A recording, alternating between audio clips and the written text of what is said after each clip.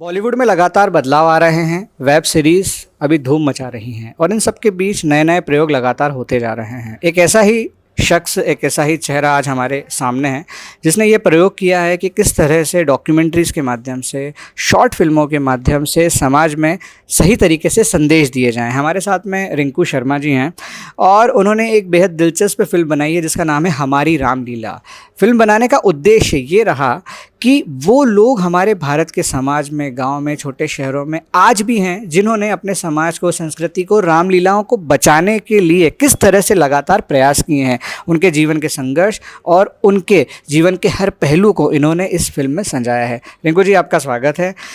रिंकू जी, समझते हैं कि ये पूरी जर्नी कैसे स्टार्ट हुई और कितना संघर्ष है नए डायरेक्टर्स को, राइटर्स को, एक्टर्स को आज इंडस्ट्री में आने के लिए। रिंकू जी, सबसे पहला मेरा सवाल, हमारी रामलीला ये शुरू करने का विचार आपके मन में कहाँ से और कैसे आया?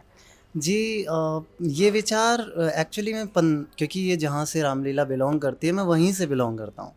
तो मैं 15 साल से रामलीला देख रहा था और 15 साल से रामलीला देख रहा था और इस रामलीला को मैंने देखा तो इसमें एक फैक्टर था कि ये लोग कोई प्रोफेशनल एक्टर्स नहीं थे।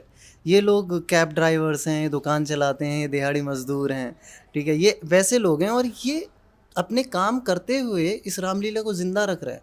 ये परफेक्ट नहीं करते हैं, कोई भी इनके एक्ट परफेक्ट नहीं होते हैं, डायलॉग्स प्रॉम्प्ट दे रहा है, मगर फिर भी 1500 2000 लोग हर साल आते हैं। 3 घंटे बैठे रहते हैं। मतलब उन्हें कुछ तो एंटरटेनमेंट दिखता होगा ना वहाँ पे। जैसे हम रामानंद सागर की रामायण को कभी भी देख सकते हैं, वैसे ही वहाँ के लोग 15 साल से देख रहे हैं। तो मुझे ये एक फैक्टर लगा कि कुछ तो खास है इस यहाँ की रामलीला में, एक एंटरटेनिंग फैक्टर है जो मुझे बाकी रामलीलाओं में नहीं दिखा।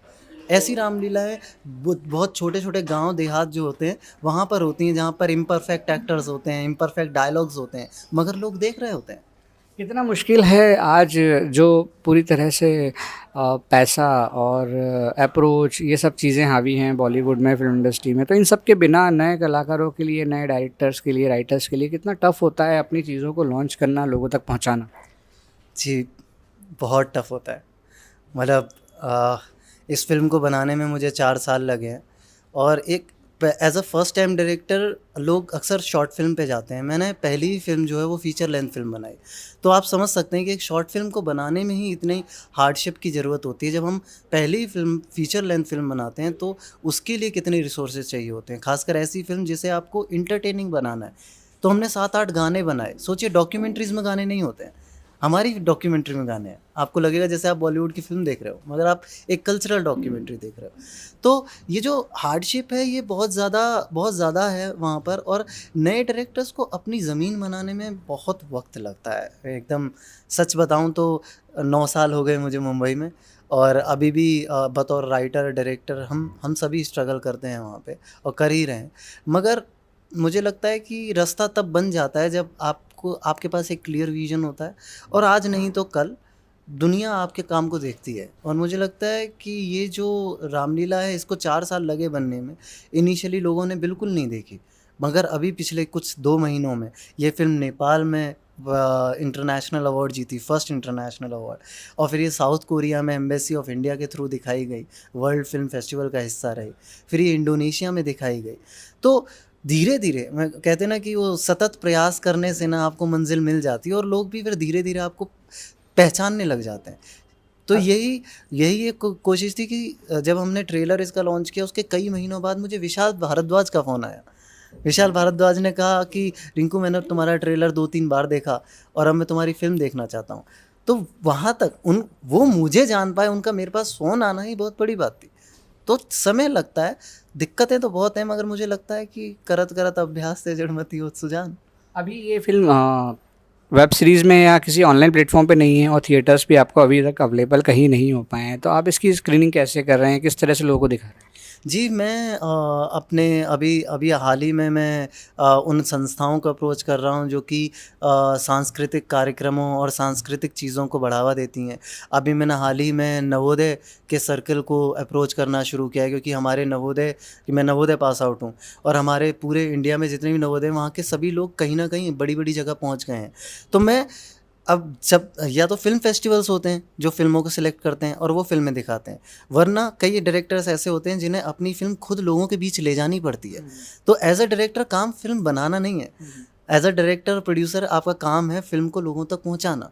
तो वो एक जो ड्यूटी है वो अब निभाने की कोशिश कर रहे हैं। धीरे धीरे हम लोगों तक ले जाने की कोशिश कर रहे हैं, हम धीरे धीरे एक एक सिटीज़ को टैप कर रहे हैं। तो जो आपने OTTs की बात बोली, तो OTT का कहना सिर्फ इतना होता है कि हम तुम्हारी फिल्म को लें क्यों, ठीक है। जब तक हमने आपके बारे में नहीं सुना तब तक हम नहीं सुनेंगे आपकी। तो उनको सुनाने के लिए हमारे को ये बज़ क्रिएट करना पड़ता है कि इतने शहरों में लोगों ने हमारी फिल्म देखी है, उनके रिव्यूज़ इतने आए हैं, तब OTTs को लगता है कि इस पर दाव लगाया जा सकता है, इस फिल्म को लिया जा सकता है। मध्य प्रदेश में सिंहस्थ जैसा बड़ा इवेंट होने वाला है, उसमें भी बहुत सारे बड़े कार्यक्रम होने वाले हैं। क्या मध्य प्रदेश में संस्कृति विभाग से या कहीं आपकी कोई बातचीत हुई है कि आपकी फ़िल्म को दिखाया जा सके? जी, अभी मेरी आप ही के थ्रू और हमारे सीनियर्स हैं उनके थ्रू सिंहस्थ में बात हुई है, और वो बहुत खुश हुए जानकर कि मैंने हमारी रामलीला को एक डॉक्यूमेंट किया और उसे विदेशों तक पहुंचाया है। तो सिंहस्थ में जहाँ तक मेरी बात हुई तो वो बहुत खुश हुए जानकर, और उन्होंने कहा कि आगे आने वाले जितने भी कार्यक्रम हैं वो उसमें हमें कंसीडर करेंगे। तो ये एक बहुत अच्छी चीज़ है कि आप एक रास्ता बनाते हो और उस रास्ते से एक रास्ता बनता है। आगे की क्या प्लानिंग है?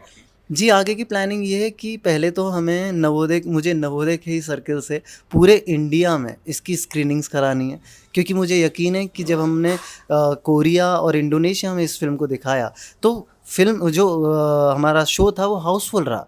लोग एंड तक बने रहे, उनको मज़ा आया, उन्होंने मेरे ऑटोग्राफ लिए। ये सपना था कभी, ठीक है, कि लोग हमारे लिए आए और हमारा ऑटोग्राफ लें। तो जब वहाँ पर पसंद आई ये फिल्म, जो कि उनके लैंग्वेज की भी नहीं है, तो मुझे लगता है कि ये तो हिंदी में बनी हुई हिंदी की फ़िल्म है, तो लोगों को यहाँ कितना मज़ा आएगा। तो इसलिए हम पूरा ऑल ओवर इंडिया नवोदय के सर्कल से अपने दोस्तों, अपने साथियों के साथ हम अलग अलग शहरों में इसकी स्क्रीनिंग करेंगे, और जहाँ तक कोशिश है जितना हो सकता है उतना आम जनता तक पहुँचाएंगे, क्योंकि ये आम जनता की फ़िल्म है, ये आम जनता से कनेक्ट करती हुई फिल्म है। तो मैं उन तक पहुंचाना चाहता हूँ। यही बात मैंने विशाल भारद्वाज से भी कही थी, जब उन्होंने मुझसे कहा था कि तुम कहाँ बेचना चाहते हो, इसे कौन से उस पर रिलीज़ करना चाहते हो। तो मैंने उनसे यही कहा था कि सर मैं ना उस चैनल पे जाना चाहता हूँ जहाँ पर है ना आम जनता की रीच है, क्योंकि ये आम जनता की फिल्म है, वही देखेंगे और वही इसे एंजॉय करेंगे। तो हमारे साथ ये रिंकू जी थे, जिन्होंने बहुत ही स्पष्ट तरीके से बताया कि किस तरह से नए डायरेक्टर, राइटर्स और एक्टर्स आज इंडस्ट्री में आ रहे हैं, नए नए प्रयोग कर रहे हैं, और उनको सराहा भी जा रहा है। बस ज़रूरत है शिद्दत के साथ काम करने की, इंतज़ार करने की और लगे रहने की। परिणाम ज़रूर आते हैं और सकारात्मक ही आते हैं। मैं अमर उजाला से अर्जुन रिछारिया। आपके राज्य की खबरें, आपके शहर की खबरें सबसे पहले जानने के लिए देखते रहें अमर उजाला। चैनल को सब्सक्राइब जरूर कर लें और पाएं हर अपडेट।